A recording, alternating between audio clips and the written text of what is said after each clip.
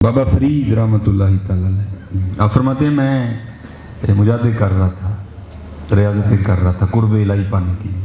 اور قرآن پاک میں اللہ نے خود کہا والذین جاہدوا فینا لنہدینہم سبلنا، جو کوشش کرے گا ہم ضرور اس کو عطا کریں گے.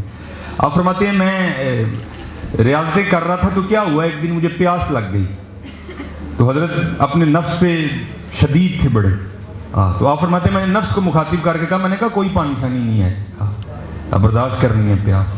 لیکن آپ فرماتے ہیں آہستہ آہستہ پیاس نے اتنی شدت اختیار کی کہ مجھے لگنے لگا کہ فرید اگر پانی نہیں پیے گا تو جان سے جائے گا. تو اب تو ہم اللہ کا شکر ہی نہیں ادا کر سکتے حضرت، ہمیں اللہ کی کتنی نعمتیں بآسانی میسر ہیں. آپ فرماتے ہیں میں پانی کی تلاش میں نکلا تو کافی سفر کرنے کے بعد ایک چھوٹا سا قصبہ دکھائی دیا. آپ فرماتے ہیں میں قصبے میں داخل ہوا تو قصبے کی ابتدا کنویں سے ہی ہو رہی تھی. کہتے جب کنواں دیکھا نا تو جان میں جان آئی. لیکن آپ فرماتے ہیں کنویں کے اوپر چرخی نہیں لگی تھی، رسی بھی نہیں تھی، ڈول بھی نہیں تھا. آپ فرماتے ہیں میں نے سمجھا شاید کنواں خشک ہے. لیکن آپ فرماتے ہیں جب کنویں میں جھانک کے دیکھا تو کنواں خشک نہیں تھا، کنویں میں پانی تھا، لیکن پانی کھینچنے کے لیے کوئی سبب نہیں تھا. آپ فرماتے ہیں میں کنویں کے پاس بیٹھ گیا، یقین والے لوگ تھے. آپ فرماتے ہیں میں یہ یقین رکھ کے بیٹھا جو اللہ کنویں تک لے کے آیا ہے آگے بھی وہی اہتمام کرے گا. آپ فرماتے ہیں میں بیٹھا تھا تو کیا دیکھا، یکایک ہرنوں کا ایک جوڑا آیا اور جیسے میں نے کنویں میں جھانکا تھا انہوں نے نہیں جھانکا. آپ فرماتے ہیں جب میں نے جھانکا تھا تو کچھ نہیں ہوا، لیکن جب انہوں نے کنویں میں جھانکا تو کنویں کا پانی اوپر آ گیا. شیطان تو حضرت پہلے طاق میں رہتا ہے، یا ایھا الذین آمنوا لا تتبعوا خطوات الشیطان انہ لکم عدو مبین. کھلا دشمن ہے، وہ تو پہلے طاق میں ہوتا ہے. کہتے ہیں اس نے دل میں وسوسہ ڈالا جا فرید یہ ہے، تو آیا تو پانی نہیں آیا، ہرن آئے تو پانی اوپر آ گئے. آپ فرماتے ہیں میں نے بھی دل میں خیال کیا والتین والزیتون وطور سینین وہذا البلد الامین. 4 قسمیں کھا کے اللہ کہہ رہے ہیں لقد خلقنا الانسان فی احسن تقویم.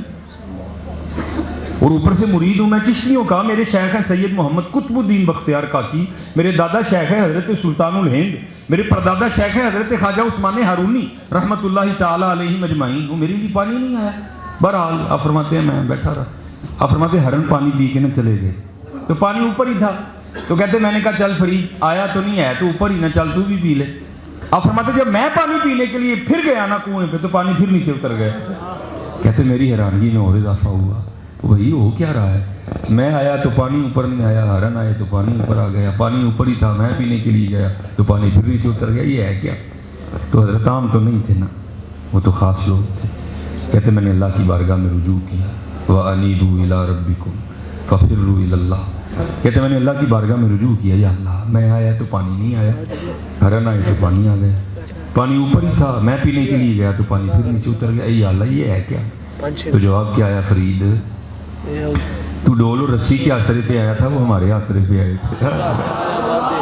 تو آیا تھا چرخی ہوگی، رسی ہوگی، ڈول ہوگا، پانی کھینچ کے پیوں گا. تو ڈول اور رسی کے آسرے پہ آیا تھا، وہ ہمارے آسرے پہ آئے.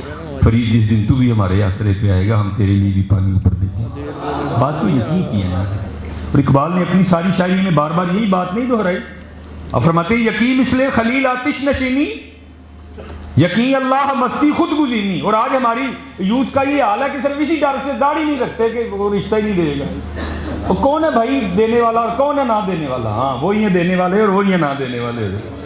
یہ ہماری بے یقینیوں کا عالم ہے کہ آج نوجوانوں نے صرف اس لیے داڑھی رکھنی چھوڑ دی کہ کوئی رشتہ نہیں دے گا. کون ہوتا ہے رشتہ نہ دینے والا؟